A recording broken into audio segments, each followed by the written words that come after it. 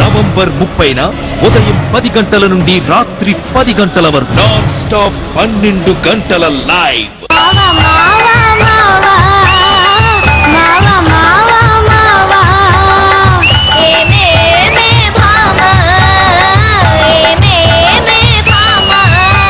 Super super super. నీతో సాయంత్రం ఎంతో సంతోషం చేసే నీ సంతకం పొంగే బంగారం పొంగే సింగారం చేసే నవలకం. Thank you Hem. Amul Bol baby Bol 5 ఈ రోజు రాత్రి 9 గంటలకు powered by Vicco turmeric cream, Dabur red paste మరియు బంజారాస్ బ్లాక్ హెన్నా. సహ సమర్పణ నేచర్ పవర్ బ్యూటీ సోప్ మరియు ఈటా డిటర్జెంట్ సోప్.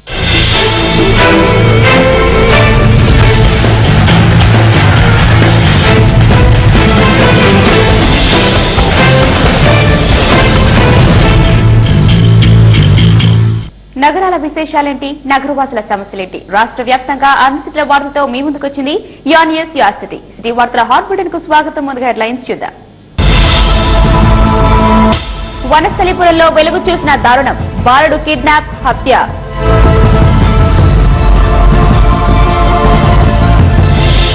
మెదక్ జిల్లా ముత్తంగి ఎస్బీఐలో అగ్ని ప్రమాదం, ఫైల్స్ ఫర్నిచర్ దగ్ధం, మంటలార్పిన అగ్నిమాపక సిబ్బంది. ప్రమాదాల రాస్తా రింగ్ రోడ్ చౌరాస్తా, ఔటర్ రింగ్ రోడ్ లో మితిమీరుతున్న వేగం.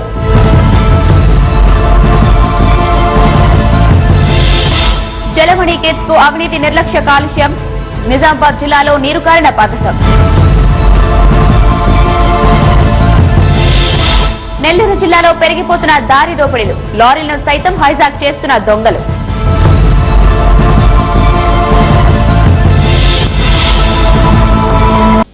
తెలంగాణ అసెంబ్లీ సమావేశాలు ప్రారంభమయ్యే ప్రధాన ప్రత్యక్ష ప్రసారం ద్వారా చూద్దాం. అనుకున్న బిజినెస్ అనుకున్న టైం ప్రకారంగా కంప్లీట్ చేసుకోగలుగుతాం. గౌరవ సభ్యులు గౌరవ పార్టీలు సహకరించాల్సిందిగా సూచన.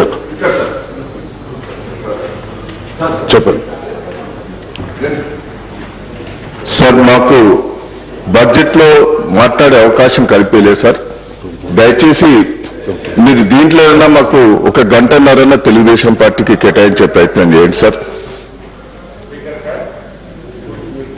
బడ్జెట్ లో తెలుగుదేశం పార్టీ లేకపోవడం, అది ఆ పార్టీ తనకు తానుగా వాళ్ళు పాల్గొనకపోవడం, అది వారి ఇష్టం మీద ఆధారపడుతుంది. నిన్న రాత్రి మేము 1:30 వరకు సభలో మాట్లాడిన ప్రతి సభ్యుడికి ప్రతి అనుమానాలను నివృత్తి చేసే విధంగా మొత్తం మంది మంత్రులు ఉండి 1 o'clock దాకా కూడా సభ జరుపుకోవడం జరిగింది.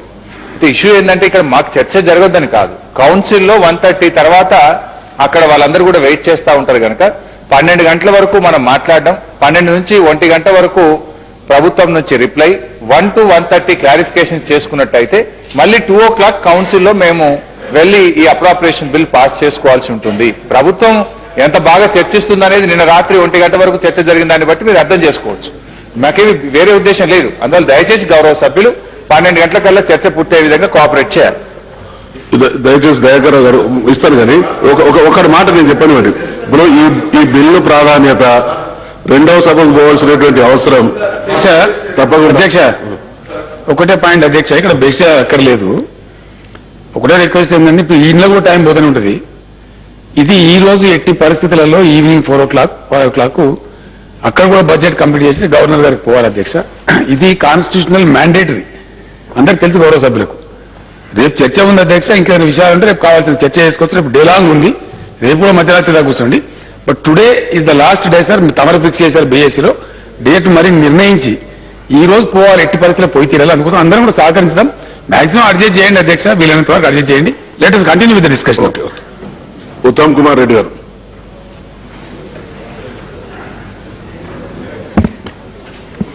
అధ్యక్ష, మొదటి తెలంగాణ శాసనసభ బడ్జెట్ సమావేశాల్లో అప్రాప్రియేషన్ బిల్ పై మాట్లాడడానికి నాకు అవకాశం ఇచ్చేందుకు మీకు ధన్యవాదాలు.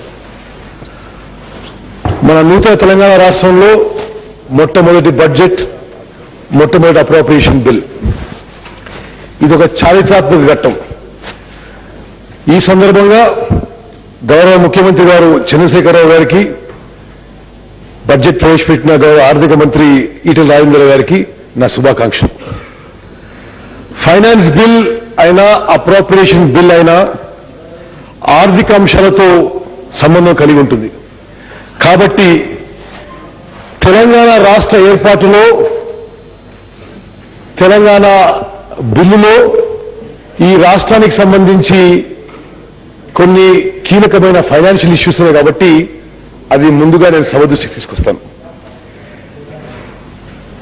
ప్రత్యేక తెలంగాణ రాష్ట్రం ఏర్పాటు చేయడంలో కీలక క్రియాశీలక పాత్ర పోషించిన ఆనాటి యూపీఏ చైర్పర్సన్ కాంగ్రెస్ పార్టీ అధ్యక్షురాలు సోనియా గాంధీ గారు నేను ఇప్పుడు చెప్పే చారిత్రాత్మక నిర్ణయాల్లో వారిదే కీలక పాత్ర. తెలంగాణ బిల్లు రూపొందిస్తున్న సమయంలో ఆ బిల్లు డ్రాఫ్టింగ్ లో ఆ సంప్రదింపుల కమిటీలో పాల్గొన్న వ్యక్తిగా తెలంగాణ రాష్ట్రానికి ఆర్థికంగా ఉపయోగపడే ఎన్నో అంశాలతో పాటు హైదరాబాద్ నగరాన్ని ఏ ఆర్థిక ఆంక్షలు లేకుండా తెలంగాణ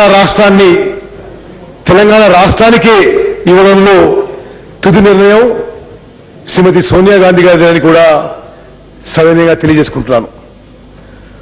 ఉమ్మడి ఆంధ్రప్రదేశ్లో హైదరాబాద్ నగరం మరియు చుట్టుపక్కల పరిసరాల్లో ఈ ప్రాంతమే అభివృద్ధి చెందింది, అందుకోసం ఇది తెలంగాణకే ఇవ్వడం భావ్యం కాదని ఆ రోజు సీమాంధ్ర ప్రజలు ఎంత లొల్లిపెట్టినా ఉమ్మడి ఆంధ్రప్రదేశ్లో ప్రభుత్వానికి వచ్చే రెవెన్యూలో హైదరాబాద్ నగరం మరియు చుట్టుపక్కల ప్రాంతాల ఈ రెవెన్యూయే మెజారిటీ షేరు సింహభాగం అని వస్తుందని సీమాంధ్రుల తన వాదనలు ఎంత తీవ్రంగా వినిపించినా ఉమ్మడి రాజధాని ఉన్నంతకాలం హైదరాబాద్ నగరాన్ని యూనియన్ టెరిటరీగా ఉంచాలనే విజ్ఞప్తిని సీమాంధ్ర నాయకులు చేసినా హైదరాబాద్ నగరాన్ని ఏ ఆర్థిక ఆంక్షలు లేకుండా తెలంగాణ రాష్ట్రానికి కేటాయించిన ఘనత మరి మా పార్టీ అధ్యక్షురాలు సోనియా గాంధీ గారికి చెందని ఈ సభకు నేను సవినయం చేస్తున్నాను.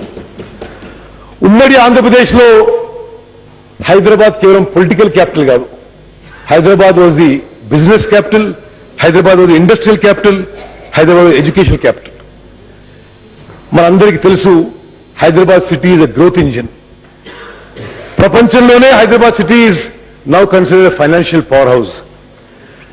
హైదరాబాద్ మరియు చుట్టుపక్కల ప్రాంతాల రెవెన్యూ పూర్తిగా తెలంగాణ రాష్ట్రానికే చెందేటట్లు చేసింది ఆనాటి కేంద్రంలోని కాంగ్రెస్ ప్రభుత్వం అని చెప్పి మనం చేస్తున్నాం. ఈనాడు మన ప్రభుత్వం తెలంగాణ ప్రభుత్వం 1,00,000 కోట్ల బడ్జెట్ పెట్టగలిగిందంటే అది హైదరాబాద్ నగరం తెలంగాణ రాష్ట్రానికి చెందిన కారణంగానే. మరి 13 జిల్లాల సీమాంధ్ర ప్రజలు తీవ్రంగా వ్యతిరేకించినప్పటికీ మరి కాంగ్రెస్ పార్టీ ఈ నిర్ణయం తీసుకుంది. మరి ఆర్థిక అంశాలకు వస్తే ఆస్తులు అప్పులు అన్ని కూడా ఆంధ్ర తెలంగాణ మధ్య పాపులేషన్ పర్సంటేజ్గా 58% ఆంధ్రాకు 48% తెలంగాణకు ఆస్తులు అప్పులు వేయించినప్పటికీ తెలంగాణ ప్రాంతానికి విద్యుత్ విషయంలో ఇబ్బందులు కలగకూడదనే మంచి ఉద్దేశంతో ఏ ప్రాంతంలో ఎంత వినియోగపడుతుందని చెప్పి ఒక అంచనా వేసి లాస్ట్ 5 years యావరేజ్ చేసి తెలంగాణ ప్రాంతానికి 54% విద్యుత్తు, ఆంధ్ర ప్రాంతానికి మరి 46% విద్యుత్తు కేటాయించిన విషయం నేను మరోసారి ఈ సభకు గుర్తు చేస్తాను. స్వతంత్ర భారతదేశంలో ఎన్నో రాష్ట్రాలు విడిపోయాయి, కానీ ఈ విధంగా ఒక రాష్ట్రానికి విద్యుత్ ఈ విధంగా ఇంకో రాష్ట్రంలో జనరేట్ అయిన విద్యుత్ ఇవ్వడం స్వతంత్ర భారతదేశ చరిత్రలో ఇదే మొట్టమొదటిసారి. ఉమ్మడి ఆంధ్రప్రదేశ్ రాష్ట్రంలోని ప్రభుత్వ విద్యుత్ ఉత్పత్తి కేంద్రాల్లో ఉత్పత్తి అయ్యే విద్యుత్ కానీ ప్రభుత్వంతో పీపీఏ కుదుర్చుకున్న ప్రైవేట్ ఉత్పత్తి కేంద్రాల్లో ఉత్పత్తి అయ్యే విద్యుత్ కానీ సెంట్రల్ జనరేటింగ్ స్టేషన్స్ యొక్క వాటా కానీ అన్నింటిలో ఉమ్మడి ఆంధ్రప్రదేశ్లో ఎక్కడున్నా సరే 54% కరెంట్ తెలంగాణకు వచ్చే విధంగా తెలంగాణ బిల్లులో ముందు చూపుతో పొందుపరిచి చట్టపరంగా తెలంగాణ ప్రజలకు విద్యుత్పై హక్కు కల్పించింది మరి ఆనాటి కేంద్రంలోని కాంగ్రెస్ ప్రభుత్వం. అదేవిధంగా ఈ విధంగా కల్పించిన నూతనంగా ఏర్పడే తెలంగాణ రాష్ట్రంలో విద్యుత్ సమస్యలు ఉంటాయేమని వాళ్లే పెట్టుబడులు పెట్టి విద్యుత్ కేంద్రాలు ఏర్పాటు చేయగలుగుతారో లేదనే ఉద్దేశంతో తెలంగాణ ప్రాంతానికి తెలంగాణ రాష్ట్రానికి న్యాయం చేయడానికి బిల్లులోనే ఎన్టీపీసీ ద్వారా 20,000 కోట్ల పెట్టుబడితోని 4,000 మెగావాట్ల పవర్ ప్రాజెక్ట్ తెలంగాణ రాష్ట్రంలోనే ఏర్పాటు చేయాలని దానికి చట్టపరమైన సార్థకత ఏర్పాటు చేసిన ఘనత మరి కాంగ్రెస్ పార్టీలో మనం చేస్తాం. అదేవిధంగా తెలంగాణ బిల్లులో ఒక ట్రైబల్ యూనివర్సిటీ, ఒక హార్టికల్చర్ యూనివర్సిటీ కేంద్ర నిధులతోనే ఏర్పాటు చేయాలని తెలంగాణ బిల్లులో 13 షెడ్యూల్లో పొందుపరచడం జరిగింది. ఖమ్మం జిల్లాలో కేంద్ర ప్రభుత్వ సంస్థ steel authority of India limited సంస్థ ద్వారా ఒక ఇంటిగ్రేటెడ్ స్టీల్ ప్లాంట్ ఏర్పాటు చేయాలని, రైల్వేస్ ద్వారా తెలంగాణ రాష్ట్రంలో ఒక రైల్ కోచ్ ఫ్యాక్టరీ ఏర్పాటు చేయాలని, రైల్వేస్ ద్వారా తెలంగాణలో రైల్వే కనెక్టివిటీ పెంచాలని కేంద్ర ప్రభుత్వం సంస్థ national highway authority of India ద్వారా తెలంగాణ రాష్ట్రంలో road connectivity within Telangana and from Telangana to other states మెరుగుపరచాలని బిల్లులో పేర్కొనడం జరిగింది. ఇవే కాకుండా తెలంగాణ రాష్ట్రంలో ఇండస్ట్రియలైజేషన్ ఎకనామిక్ గ్రోత్ కోసం ఫైనాన్షియల్ ఇన్సెంటివ్స్ ఇవ్వాలని, ఇతర ప్రోత్సాహకాలు ఇవ్వాలని తెలంగాణ బిల్లు సెక్షన్ 19లో ఆనాడు పెట్టినందువలనే ఈనాడు మా తెలంగాణ రాష్ట్రంలో నేటి ప్రభుత్వం నిన్నటి ఇండస్ట్రియల్ బిల్లో 100% income tax benefit, 100% central excise benefit, investment subsidy benefit కొత్త ఇండస్ట్రీస్ కు నేటి ప్రభుత్వం ఇవ్వగలిగింది.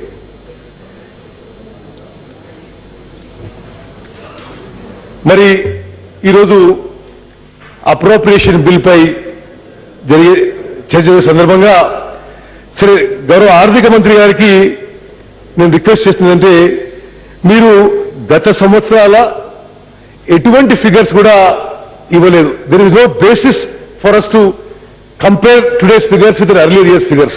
సరే రాష్ట్రం విడిపోయింది, ఏప్రిల్ మేలో ఇబ్బంది ఉండొచ్చు, కానీ ట్రెజరీస్ కంప్యూటర్ అయిన తర్వాత మరి ఈరోజు నవంబర్ 28వ తారీఖు అట్లీస్ట్ లాస్ట్ మంత్ వరకన్నా మీరు మరి కొంత రెవెన్యూ బారోయింగ్ సెంట్రల్ రెవెన్యూ ఎంత వచ్చిందో తెలిస్తే మరి ఈ చర్చ ఇంకా మరి బాగుండని చెప్పి భావిస్తున్నాను. ఈరోజు ప్రవేశపెట్టిన అప్రోప్రియేషన్ బిల్ కాంగ్రెస్ పార్టీ శాసనసభ పక్షం వ్యతిరేకిస్తుంది. 1,00,000 కోట్ల బడ్జెట్ ప్రవేశపెట్టారు, కానీ దీని సాధ్యాసాధ్యాలు, ఇది ప్రాక్టికలా, ఇది రియలిస్టికా, ఇది క్రెడిబులా అని లోతుగా పరిశీలించినట్లు మరి గౌరవ ముఖ్యమంత్రి గారు కానీ గౌరవ ఆర్థిక మంత్రి గారు కానీ లోతుగా పరిశీలినట్టు మాకు అనిపించడం లేదు. మీరు సభలో ఇచ్చిన తెలంగాణ బడ్జెట్ బ్రీఫ్ లో కొన్ని అంకెల గురించి సభకు తెలియజేస్తారు. టోటల్ ఎక్స్పెండిచర్ 1,00,000 కోట్ల 1,637 కోట్లు తెలియజేశారు. ప్లాన్ ఎక్స్పెండిచర్ 48,600 కోట్లు తెలియజేశారు. నాన్ ప్లాన్ ఎక్స్పెండిచర్ సుమారు 52,000 కోట్లు తెలియజేశారు. రెవెన్యూ సైడ్ లో రాష్ట్ర ప్రభుత్వం tax and non tax revenue 10 నెలలకు 48,000 కోట్లు వస్తుందని మీరు అంచనా వేశారు. సెంట్రల్ ట్యాక్సెస్ లో షేర్ 9,700 కోట్లు వస్తుందని మరి మీ అంచనా. కేంద్ర ప్రభుత్వం యొక్క గ్రాంట్ గా సుమారు 21,000 కోట్లుగా మీరు చూపడం జరిగింది. అదేవిధంగా మరి చాలా పెద్ద స్థాయిలో ఫిజికల్ డెఫిసిట్ పెట్టుకుంటూ ఎస్టిమేటెడ్ ఫిజికల్ డెఫిసిట్ జిఎస్డిపిలో 4.79% పెట్టుకుని 17,390 కోట్లు మరి ఫిజికల్ డెఫిసిట్ ఈ బిల్లో ఉంది. మరి గౌరవ ఆర్థిక మంత్రి గారు ఈ గ్రాంట్ ఇన్ ఎయిడ్ ఈ లెక్కలు ఏ విధంగా వచ్చిందో మరి మాకైతే అర్థం కాలేదు. ఎందుకంటే గతంలో ఉమ్మడి రాష్ట్రంలో 2012-13లో మరి 7,600 కోట్లు, ఉమ్మడి రాష్ట్రంలో 13-14లో 8,900 కోట్లు. మరి ఈ సంవత్సరంలో ఈ ఫైనాన్షియల్ ఇయర్ లో 14-15లో రెండు రాష్ట్రాలకు కలిపి ఈ ఫిగర్ 10,000 కోట్లకు మించే అవకాశం ఉంటుందని మరి ఆర్థిక నిపుణులు ఎవరు అనుకోవడం లేదు. ఈ అంచనాల ప్రకారం తెలంగాణ ప్రభుత్వానికి ఈ 10 నెలల కోసం వచ్చే గ్రాంట్ ఇన్ ఎయిడ్ అప్రాక్సిమేట్ గా మరి ఫైనాన్షియల్ ఎక్స్పర్ట్ ప్రకారం 4,200 crores. అదేవిధంగా సెంట్రల్లీ స్పాన్సర్డ్ స్కీమ్స్, గతంలో సెంట్రల్లీ స్పాన్సర్డ్ స్కీమ్స్ నేరుగా ఆ శాఖలకు పోయి మరి కేంద్ర ప్రభుత్వం ఆ పద్ధతి మార్చి ఈరోజు రాష్ట్ర బడ్జెట్ కి పంపనుంది. మరి నేను గత సంవత్సరాల లెక్కలు చూసినప్పుడు 2012-13, 2013-14 చూసినప్పుడు ఈ ఆర్థిక సంవత్సరంలో మరి నేనేసిన అంచనాల మేరకు 5,000 కోట్లు సెంట్రల్లీ స్పాన్సర్డ్ స్కీమ్ కింద తెలంగాణ రాష్ట్రం వస్తుందని అనిపించింది. అంటే కేంద్ర ప్రభుత్వం నుంచి గ్రాంట్ ఇన్ ఎయిడ్ గా 4,200 కోట్లు, మరి సెంట్రల్లీ స్పాన్సర్డ్ స్కీమ్స్ గా 5,000 కోట్లు, టోటలీ 9,200 crores. మరి ఏ విధంగా ఆర్థిక మంత్రి గారు 21,000 కోట్లు అంచనా వేశారో మరి మాకైతే అర్థం కాలేదు. అదేవిధంగా మరి బడ్జెట్ వివరాల్లో బారోయింగ్ కూడా చాలా ఎక్కువ చూపెట్టారు. మరి నేను జీడిపి లెక్కలు తీసి 3% కి ఎఫ్ఆర్బిఎం యాక్ట్ 2005 ప్రకారం దాన్ని పరిమితం చేస్తే 11,000 కోట్లు వచ్చింది. మరి total borrowings under FRBM act 2005 can be about 11,000 crores. ఈ బడ్జెట్ లో అంతకంటే చాలా ఎక్కువ ఫిగర్ మరి బారో చేస్తామని చెప్పి ప్రభుత్వం చెప్పడం జరిగింది. మరి ఆర్థిక మంత్రి గారు వారి బడ్జెట్ స్పీచ్ లో చాలా ఫ్రాంక్ గా చెప్పారు. వారి మాటల్లోనే the budget estimates are contingent on the state government realising ambitious additional revenue mobilization targets and receipt of the budgeted grants from the government of India. మరి నా అభిప్రాయంలో మీ రెవెన్యూ అంచనాలు కానీ, మీ బారోయింగ్ టార్గెట్స్ అంచనాలు కానీ, మరి తెలంగాణ రాష్ట్రానికి కేంద్ర ప్రభుత్వం వచ్చే నిధుల విషయంలో కానీ మీ అంచనాలు వాస్తవానికి చాలా దూరంగా ఉన్నాయనిపిస్తుంది. రాష్ట్ర ప్రభుత్వానికి ఈ 10 నెలల్లో అంటే జూన్ నుంచి 2 June to 31 March tax and non tax revenue కలిపి 48,000 కోట్లు వస్తున్నట్టుగా మీరు అంచనా వేశారు. మరి పత్రికల ప్రకారం 31 అక్టోబర్ వరకు రాష్ట్రానికి వచ్చిన మొత్తం tax and non tax revenues 15,000 crores.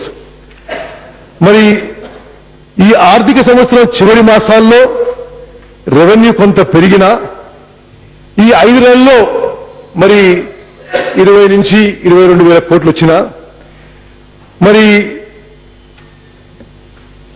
Expected revenue 48,000 కోట్లు అయితే మరి మా అంచనాల్లో అది సుమారు 10,000 కోట్లు తగ్గబోతుందని చెప్పి అనిపిస్తుంది.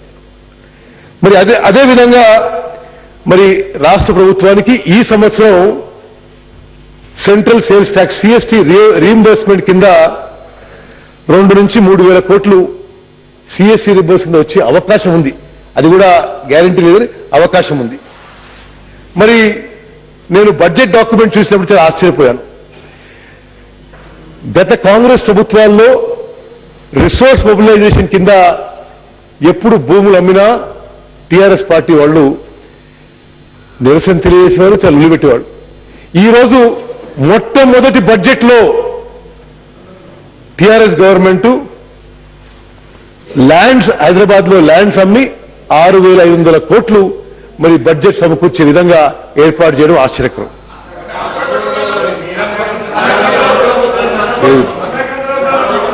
Please silence. Okay, please silence. Right. ప్రస్తుతం మనం నవంబర్ అధ్యక్ష అంటే మాట్లాడుతుంటే మీరు మాట్లాడండి. ప్రస్తుతం మనం నవంబర్ చివరి వారంలో ఉన్నాం.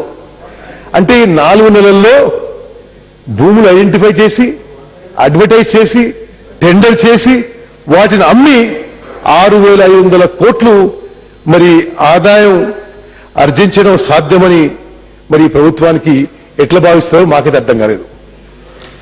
మరి గ్రాంట్ ఇన్ ఎయిడ్ గా గత 3-4 సంవత్సరాల లెక్కలు మనం చూస్తే ఈ సంవత్సరం నేను ముందు చెప్పినట్టుగా grant in aid and centrally sponsored schemes కలిపి తెలంగాణ ప్రభుత్వానికి 9 నుంచి 10,000 కోట్లు వచ్చే అవకాశం ఉంది. మీరు దాని అంచనా 21,000 కోట్లు వేశారు. మరి ఈ విధంగా రాష్ట్ర ప్రభుత్వం ఆదాయం అంచనాల కంటే తక్కువ ఉంది. మరి grant in aid and centrally sponsored schemes మా అంచనా తక్కువ ఉంది. మరి భూముల అమ్మకాలు ఈ 4 నెలల్లో ఎంత వీలు పడుతుందో మరి ఇట్ లుక్స్ వెరీ డిఫికల్ట్. మొత్తం లెక్కేస్తే దీంతో సహా జీడిపి 3% బారోయింగ్ లెక్కేసుకుంటే మొత్తం రిసీవబుల్స్, మొత్తం ఇన్కమ్, మొత్తం రిసీట్స్ ఈ ప్రభుత్వానికి మరి 70 నుంచి 75,000 కోట్లు ఉండబోతాయని చెప్పి మా అంచనా.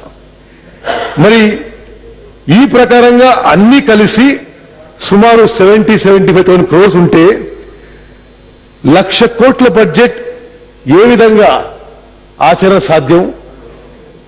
1,00,000 కోట్ల 1,600 కోట్లు ఏ విధంగా ఎక్స్పెండిచర్ చేయబోతుందని చెప్పి నేను ఆర్థిక మంత్రిగా అడుగుతున్నాను. మరి సీనియర్ ఎమ్మెల్యేస్ అందరూ తెలుసు, non plan expenditure it is not possible to reduce. Non plan expenditure సాధారణంగా పెరుగుతుంది కానీ ఎప్పుడు తగ్గదు. నాన్ ప్లాన్ ఎక్స్పెండిచర్ 51,900 కోట్లు అది తగ్గే అవకాశం లేదు. మరి నాన్ ప్లాన్ ఎక్స్పెండిచర్ తగ్గనప్పుడు మరి ప్లాన్ ఎక్స్పెండిచర్ 48,000 కోట్లలో మరి ప్రభుత్వ అంచనాలు రెవెన్యూ మీద, బారోయింగ్స్ మీద, సెంట్రల్ గ్రాంట్స్ మీద మరి చాలా వ్యత్యాసం ఉన్నప్పుడు ఈ ప్లాన్ ఎక్స్పెండిచర్ లో సరే మాకు కాంగ్రెస్ పార్టీకి అనిపించేది ఏంటంటే 48,000 కోట్లు పెట్టినా దానికి సగం కంటే ఎక్కువ ఖర్చు ఈ ప్రభుత్వం చేసే ఆలోచన వీరికి లేదని చెప్పి మాకు అనిపిస్తుంది. మరి అదే జరిగితే నూతన తెలంగాణ రాష్ట్రంలో ఫస్ట్ ఫైనాన్షియల్ ఇయర్ లో మరి అభివృద్ధి కార్యక్రమాలు కానీ, సంక్షేమ పథకాలు కానీ చాలా కుంటుపడతాయి. మరి అదేవిధంగా SC/ST sub plans have been made as a percentage of the plan expenditure. ఈరోజు మరి ప్లాన్ ఎక్స్పెండిచర్ తగ్గితే నాకు గుర్తుండే వరకు SC సప్లై ఎక్స్పెండిచర్ 7,500 కోట్లు, ST సప్లై అప్రాక్సిమేట్లీ 4,500 crores.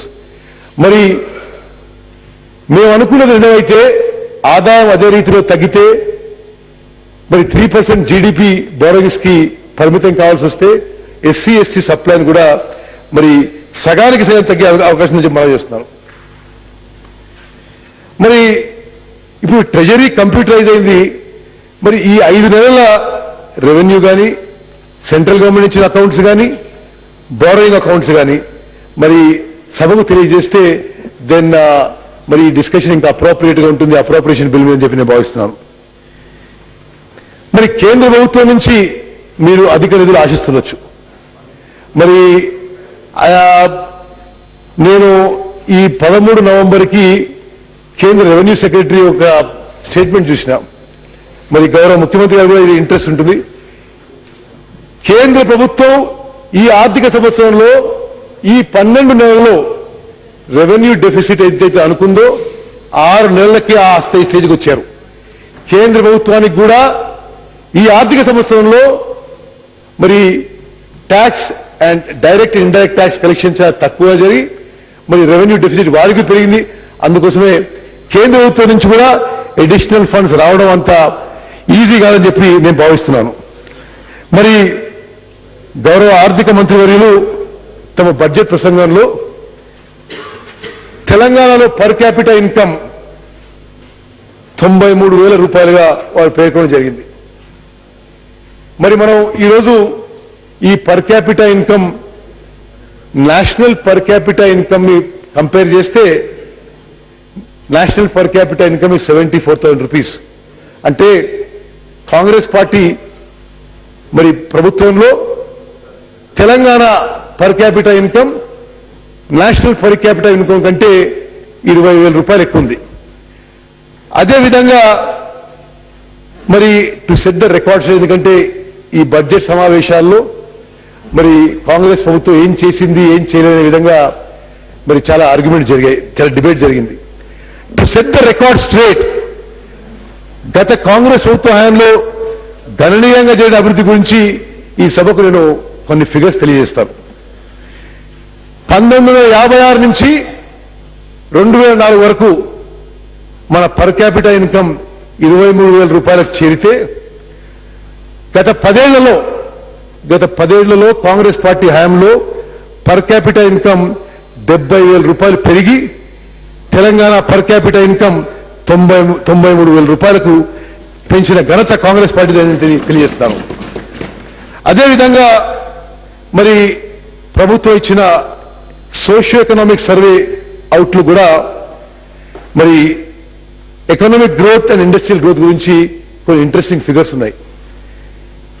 94 నుంచి 2004 వరకు యాన్యువల్ ఎకనామిక్ గ్రోత్ 5.72% ఉంటే 94 నుంచి 2004 5.72% యాన్యువల్ ఎకనామిక్ గ్రోత్ ఉంటే 2004 నుంచి 2014 వరకు అది 9.8% చేరింది. 94 నుంచి 2004 వరకు ఇండస్ట్రియల్ గ్రోత్ రేట్ 6.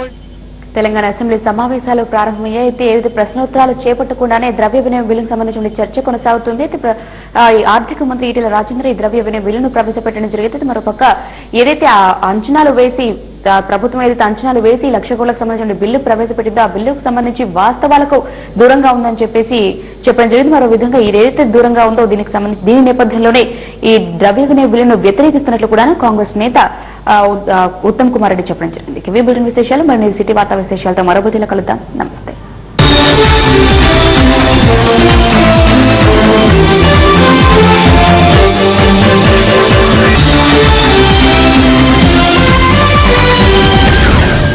మీ జెమినీ టీవీలో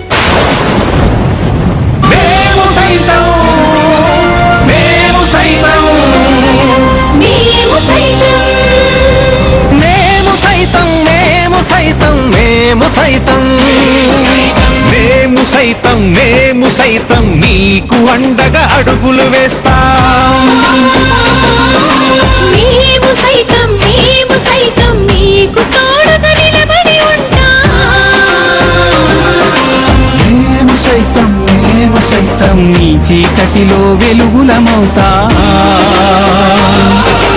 మేము సైతం నీ కొమ్మలలో చిగురులమవుతాం.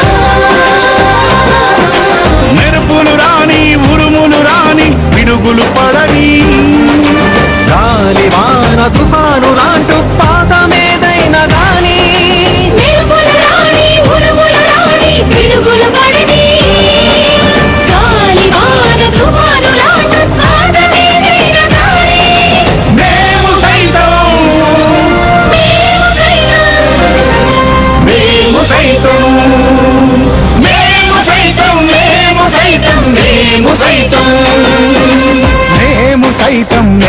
సైతం నీకు అండగా అడుగులు వేస్తాం.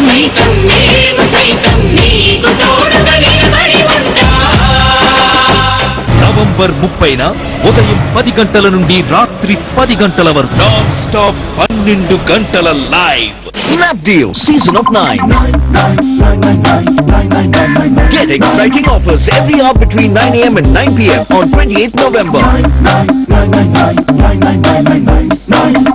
Snapdeal.com jeminicom बचाते रहो। మేము సైతం ఆన్ జెమినీ టీవీ టెలివిజన్ చరిత్రలో ఎంతవరకు ఎన్నడూ జరగని అద్భుతం. నవంబర్ 30 ఒకే రోజు ఉదయం 10 గంటల నుంచి రాత్రి 10 గంటల వరకు ఒకే వేదిక పైన తెలుగు సినిమా తారాలోకం స్టార్ స్టడెడ్ టెలిథాన్. సాటి మనిషికి సాయం చేసేందుకు మేము సైతం అంటూ పరిశ్రమంతా ముందుకు వస్తోంది. మీ అందరికీ వినోదాన్ని అందించి మీ సాయం అర్థించనుంది. తెలుగువాడి హృదయ స్పందన చూసేందుకు ప్రపంచం వేచి ఉంది. సిద్ధంగా ఉండండి.